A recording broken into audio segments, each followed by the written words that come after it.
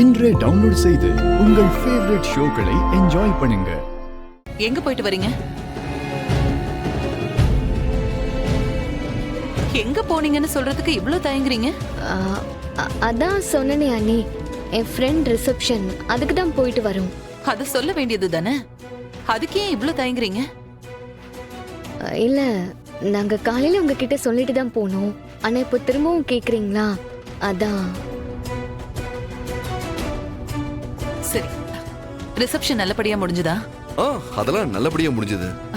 சரி, எந்த ஏரியால ரிசப்ஷன்? நுங்கம்பாக்கம். நுங்கம்பாக்கம். மாப்பிள்ளை உங்க ஃப்ரெண்டா இல்ல பொண்ணு உங்க ஃப்ரெண்டா?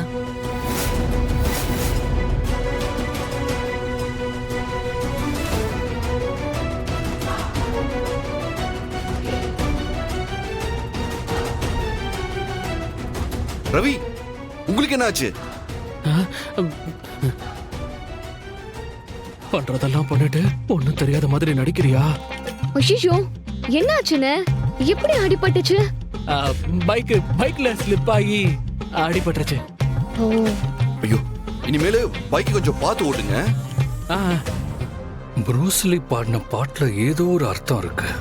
ட்ரெஸ்ல ரத்தக்கரை, அது போலீஸ் ட்ரெஸ்ன்னு ஏதோ பாடினானே.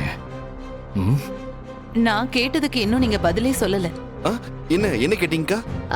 பொண்ணு என் ஃப்ரெண்டு, மாப்பிள்ளை இவர் ஃப்ரெண்டு.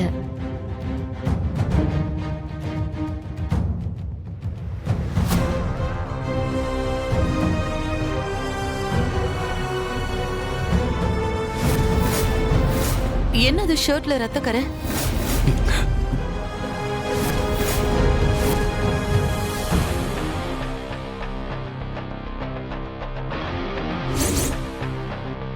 எங்க?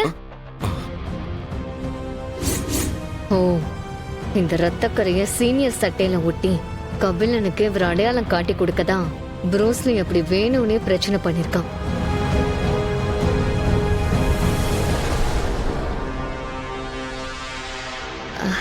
அண்ணி, நாங்க நேரா ரிசப்ஷனுக்கு போகல. போற வழியில கோயிலுக்கு போயிட்டு அப்புறம் தான் ரிசப்ஷனுக்கு போனோம். குங்குமம் வைக்கும் போது அது தெரியாம இவர் ஷர்ட்ல பட்டுருச்சு, அதான் இந்த கரை. ஆனா 2 பேர் முகத்திலயும் குங்குமமே இல்லையே.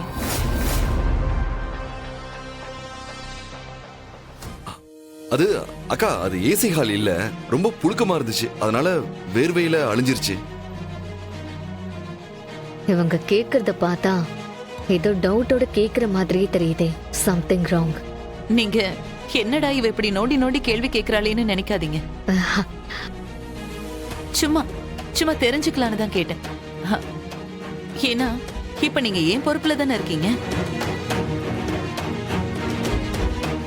சரி, நீங்க போங்க. ஒரு நிமிஷம்.